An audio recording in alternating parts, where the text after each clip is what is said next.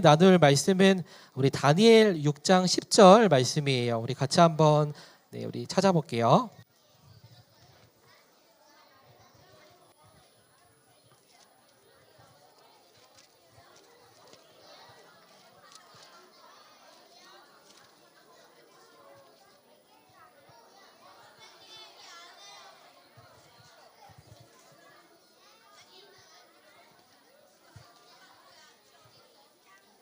우리 다니엘 6장 10절 우리 구약 1243면에 있어요.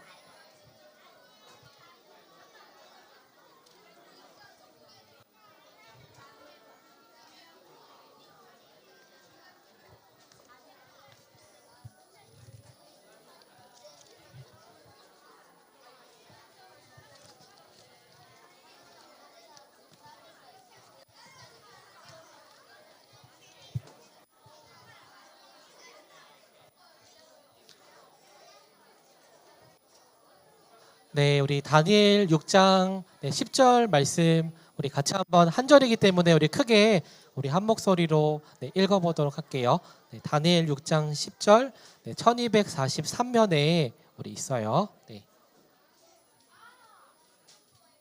우리 같이 읽겠습니다. 시작. 다니엘이 이 조소의 왕의 도장이 지킨 것을 알고도 자기 집에 돌아가서는 윗방에 올라가 예루살렘으로 창문을 열고 전에 하던 대로 하루 3번씩 무릎을 꿇고 기도하며 그의 하나님께 감사하였더라. 아멘. 자, 우리 말씀 제목을 같이 한번 크게 읽어볼게요. 우리 말씀 제목 같이 읽겠습니다. 우리 시작. 믿음으로 어려움을 이겨낸 다니엘. 우리 오늘은 믿음으로 어려움을 이겨낸 다니엘이라는 제목으로 우리 말씀을 나누도록 하겠습니다. 우리 먼저 사진 한번 보여주세요. 자, 우리 친구들, 우리 말씀의 첫 번째 등장하는 한 명의 이제 사람이 있는데 어떤 운동을 하고 있는 것 같아요? 우리 마라톤을 이제 하고 있는데 표정이 어때요? 너무 이제 밝고 좋죠. 뭔가 이 마라톤 대회에서 우리 좋은 결과를 우리 맺은 것 같아요. 이 사진에 등장하는 사람의 스토리를 목사님이 조금 설명해 주려고 하는데 2012년 런던 올림픽 마라톤 경기에서 금메달을 획득한 이 스티븐이라는 사람이에요. 이 사람은 우간다의 가난한 시골 마을에서 7형제 중에 막내로 이렇게 태어났대요. 우리 친구들, 우간다라는 나라가 잘 사는 나라인 것 같아요? 못 사는 나라인 것 같아요? 조금 경제적으로 이렇게 잘 사는 나라는 이제 아니죠. 그런데 이 막내로 태어나서 이 스티븐은 한 가지 꿈이 있었대요. 그 꿈이 무엇이었냐면은 바로 멋진 달리기 선수였던 거예요. 하지만 집이 너무 가난해서 달리기를 하기 위해서는 운동화가 이제 필요하잖아요. 근데 운동화 한 켤레 사기도 힘들었고 스티븐이 운동선수를 하려면 몸이 건강해야 하잖아요. 그런데 원인을 모르는 또 병을 또 앓게 되어서 초등학교를 3년 동안이나 쉬게 되었대요. 그래도 스티븐은 달리기 선수가 되겠다는 그 꿈을 포기하지 않고 운동화가 없으면은 내가 맨발로 흙길을 걸으면서 연습하겠다라고 생각하면서 그렇게 맨발로 훈련을 하기도 했다고 해요. 그런 스티븐을 보면서 주변 사람들은 절대로 너가 마라톤 선수가 될 수 없다고 그렇게 비웃기도 했다고 합니다. 하지만 이 스티븐은 사람들의 어떤 시선이나 말들에 그렇게 마음이 흔들리지 않고 매일 새벽에 해가 뜨기 전부터 어둠 속에서 그렇게 혼자 이렇게 달리기 연습을 열심히 이렇게 했대요.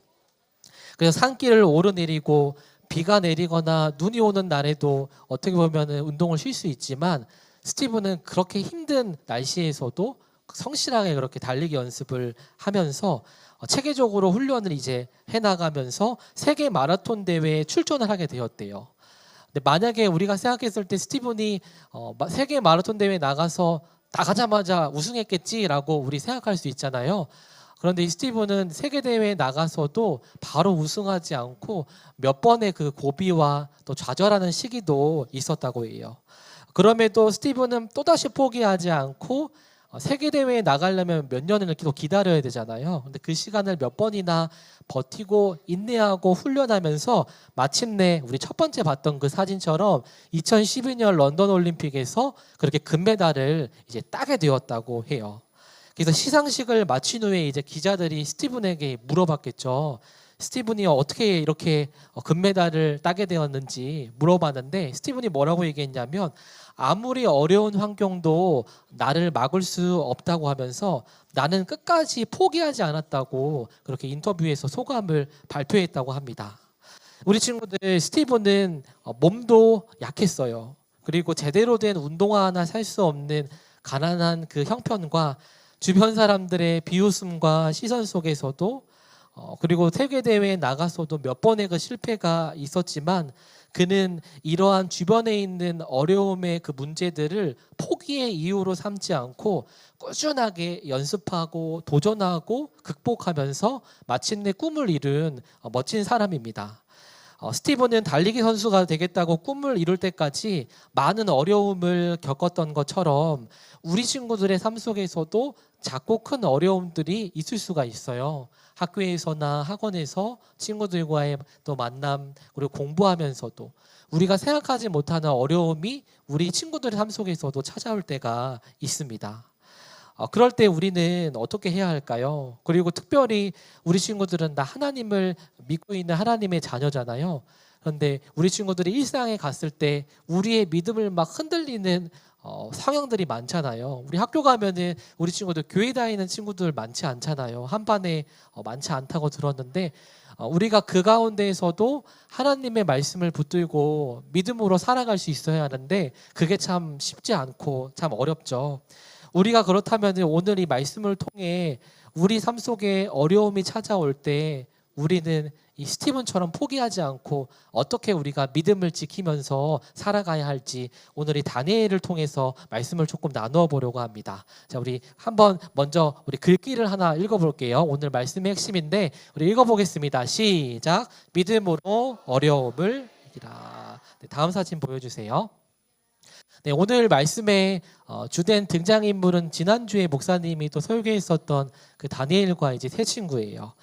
바벨론의 포로로 끌려갔던 다니엘과 세 친구가 우리 지난주에는 왕이 주는 포도주와 음식을 거절하고 환관장에게 나아가서 뭐만 먹겠다고 얘기했었어요. 물과 이제 채소만 먹겠다고 얘기했었죠. 그리고 이제 시간이 지나서 보니까 오히려 왕의 진미를 먹었던 사람들보다 얼굴과 건강함이 더 훨씬 좋았잖아요. 그리고 나서 하나님께서 이 다니엘과 세 친구들에게 그렇게 믿음을 지키면서 나아갔던 그들에게 하나님이 무엇을 주셨어요? 특별히 지혜를 더 많이 이렇게 부어주셨잖아요. 그래서 이 다니엘과 세 친구가 오히려 세상을 따라갔던 친구들보다 믿음을 지킬 때 그렇게 하나님께서 높여주시는 그 은혜를 경험한 말씀을 우리가 지난주에 나누었습니다. 근데 오늘 본문에서는요, 우리 친구들 시간이 조금 많이 흘러서 지난주 말씀에 등장했던 그 왕이 아니라 이제는 새로운 다리오 왕이라는 사람이 이제 등장하게 돼요. 우리 지난주에는 우리 친구들 어떤 나라가 등장했었죠? 바벨론이라는 나라가 등장했잖아요. 네, 오늘은 바벨론이라는 나라를 또 점령해서 함락했던 이제 바사라는 나라가 나와요.